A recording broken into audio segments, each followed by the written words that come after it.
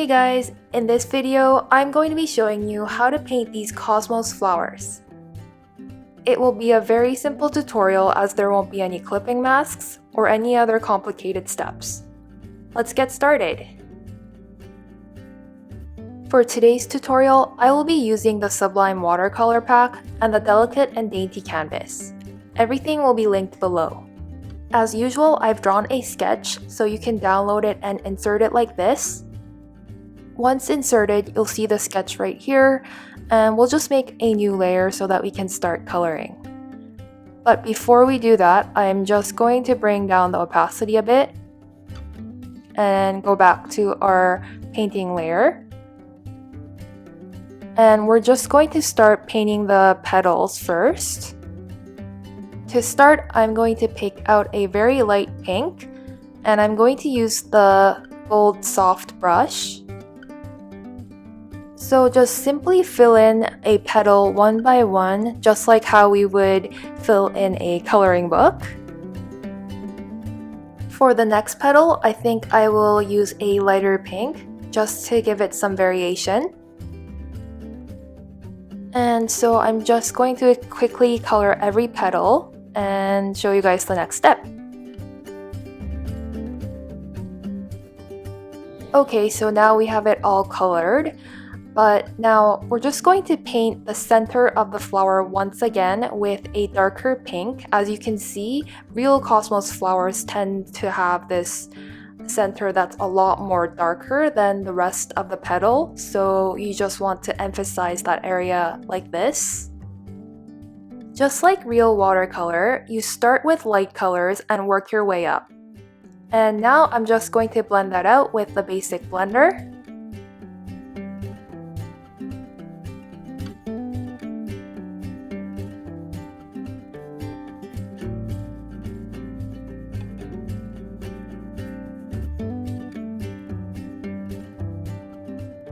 I'm just going to make my sketch layer back to 100% because I want to see these lines as I'm painting it.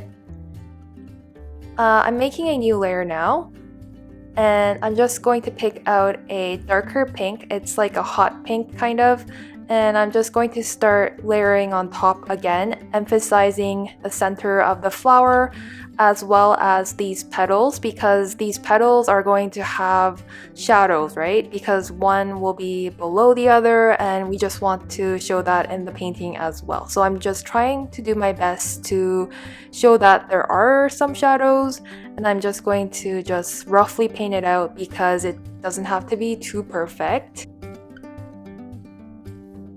You can reference photos of real cosmos flowers to make this step easier.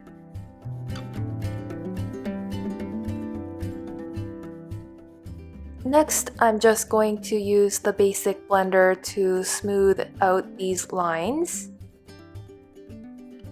We don't really want to see these bold lines in our watercolor painting, right?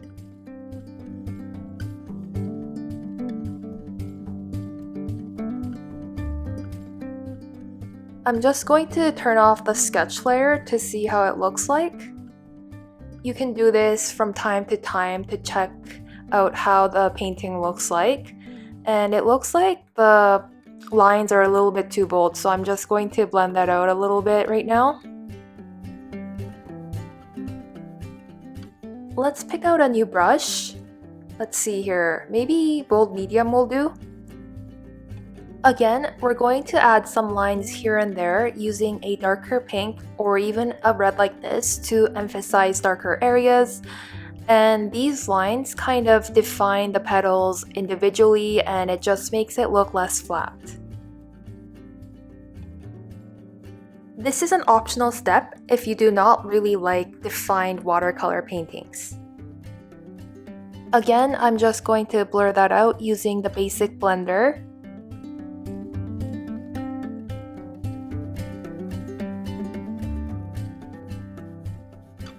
Without the sketch lines, that's how it looks like. I'm just going to add a brownish color to it, just a little bit, and you guys don't have to do this if you don't want to. It's like an optional step. Again, it's just adding tiny lines here and there and blurring it out.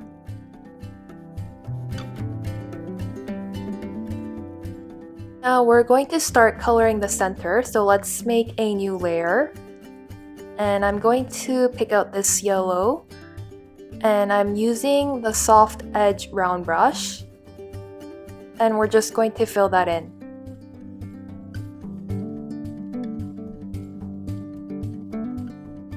And I'm just going to color the bottom portion once again, and maybe I'll just use a darker yellow just to emphasize that this bottom portion is a lot more darker because it makes it look 3D. So I'm just going to blur that out again, making it look more seamless. And now you can just add little dots, little circle dots with other yellows. You can use browns as well to emphasize that texture.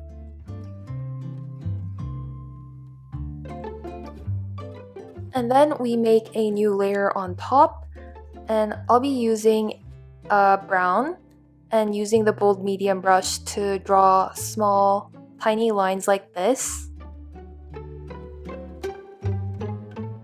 And then we make a new layer, and I'm just going to pick out a very light yellow, and we just draw little circles on top of those lines.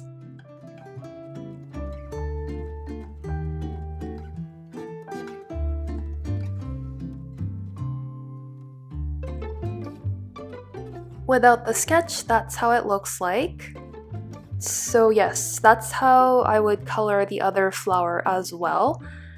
But first, I'm going to show you how to paint the stem. So let's make a new layer, and we're just going to simply pick out a very light green and just color it using the hard edge round brush. And let's just turn off the sketch layer so that we can see the imperfections, and we can just go over those areas one more time.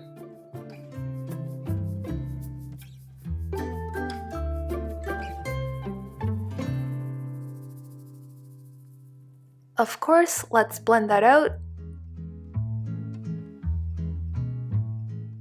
Just like how we've added details to the flower, we'll pick out a darker green and layer it on top like this. And you can layer on as much as you like to areas like here or on the top of the stem, like this. By the way, I'm using the same hard edge round brush. And then we'll use the basic blender to blend it out and make it look seamless.